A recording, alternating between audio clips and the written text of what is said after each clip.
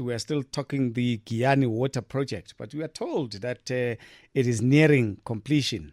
But there's 3 billion rands needed to get to the finish line. Dr. Risimati Mathye is Deputy Director General of Water and Sanitation Services Department. Dr. Mathye, how are you, sir? Good, and how are you, Dr. K? Very good. Maybe just make me understand, because this Giyani Water Project is an emotional subject, because it has been spoken about for so many years, to a point where some of us had given up on it in terms of it being completed as a project. But you seem to be saying that progress is being made, and we'll get there sooner rather than later. Yeah. Or am I misconstruing what your message is?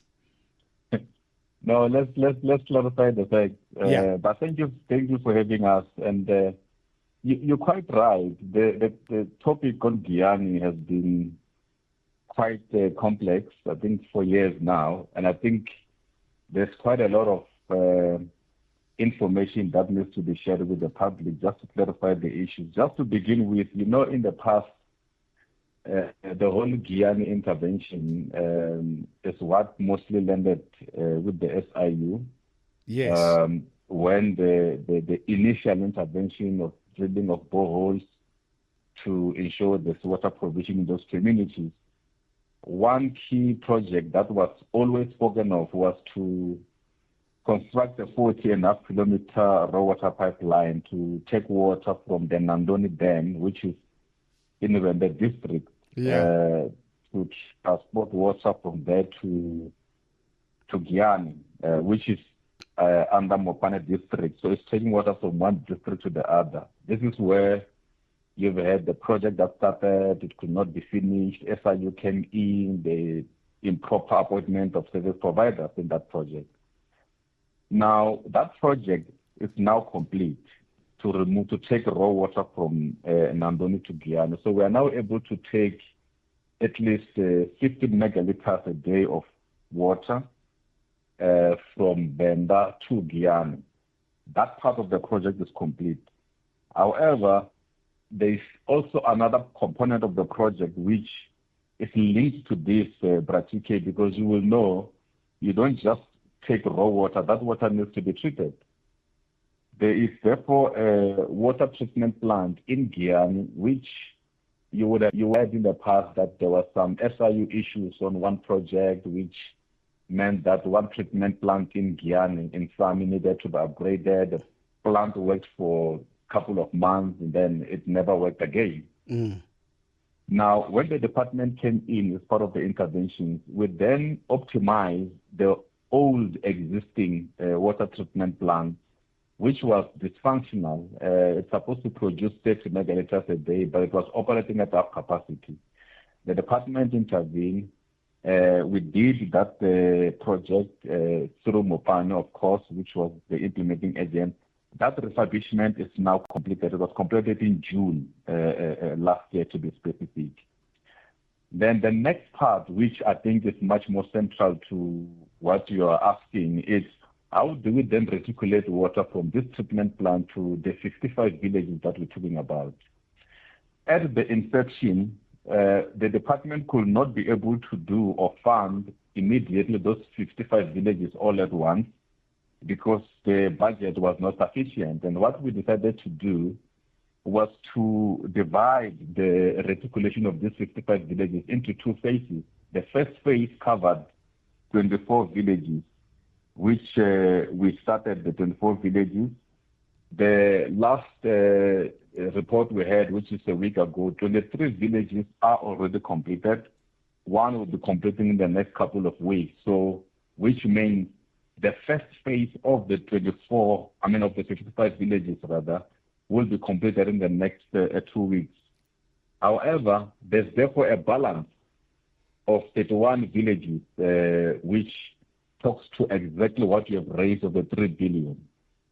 The 31 villages still needs to be reticulated, and because of the financial constraint, what the department is planning to do is to sub-component those 31 villages. So we're going to do phase 2-1A and phase 2B because each of these needs roughly around 1.5 billion years. So that is how that 3 billion you raise is basically talking to.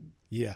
Before we go there, so what I wanted to find out is how much since inception has your department spent on this project to date?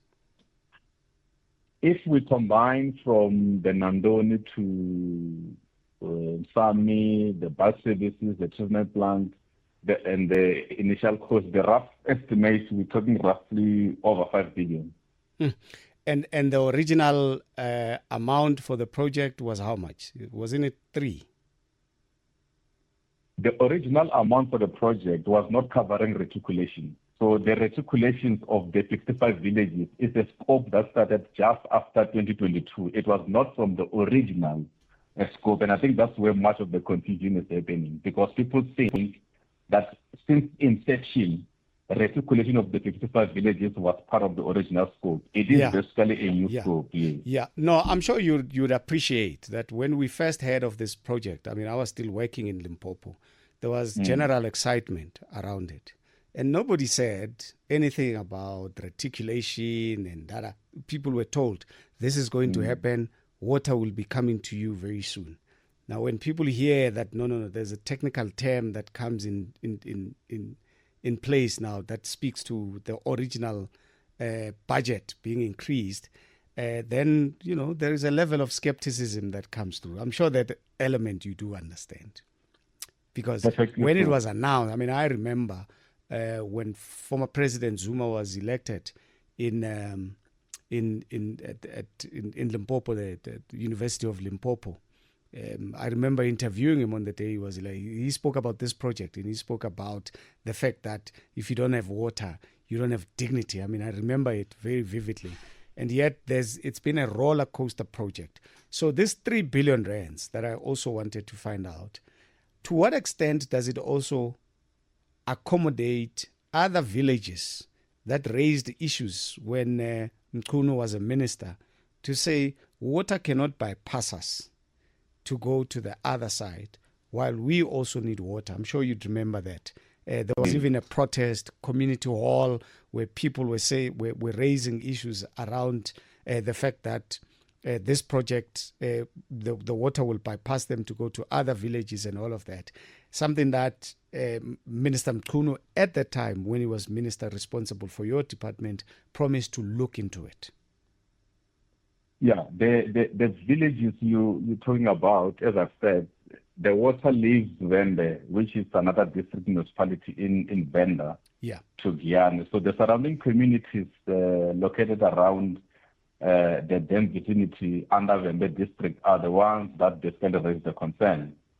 And it's in a different district. But what the department has done, we are working with the municipality, and there have been some interventions in terms of boreholes to augment in those areas. However, the long-term plan, we just finalized the plans with Vende district, where those communities are going to be reticulated through our WSIG. All of these are part of a planning which the predecessors within that district could not basically abstract water. Part of the interventions, which is also crucial, was that the current existing water treatment plant in Nandoni didn't have enough capacity. So we are also upgrading that as a department to move it from 60 megaliters to 120 megaliters as a long-term intervention, so that those communities around the dam are also supposed to receive clean water, which at the moment they were only being fed off on an intermittent supply and sometimes through borehole services. So that is how those communities around the dam are being attended to. Okay, let me ask a basic question on behalf of the people of Giyani. When will they see water, at least those that are not seeing water? When will they see it running through their borehole or through their taps? Let me say this, Thabiso. I think the issue that the communities in Giyani since inception never had water is far and apart. Communities at the moment do receive water from boreholes, although some still have to walk a distance but it's only the recirculation that is bringing water to their household. So like I've said, the 24 villages that have been completed with the upgrade or optimization of the water treatment plant are receiving water. The rest of the 31 villages at the moment do receive water through boreholes and some of the old schemes. Only when the full reticulation of that 31 villages would have happened, they will then get water directly into their household. What are the timeline for the full reticulation? What are the timelines? It will take us roughly around 2 years because we need to do the first part, which will take us about 12 months due to budgetary constraints. And then we'll start with the second phase, which will also take us another year and a half. So we're talking about crossing around two and a half years in financial years due to our budgetary constraints. We have to wish you well in that project because they've been waiting for the longest of time and they've been very patient. And thank you so much, Doc. We really appreciate it. Thank you, Mathye. Thank you so much for having us. Dr. Risimati Mathye there from the Department of Water and Sanitation Services. He's the DDG, Deputy Director General. People of Giyani, I don't know what you make of it, but this is what government is saying. Another 2 years of waiting.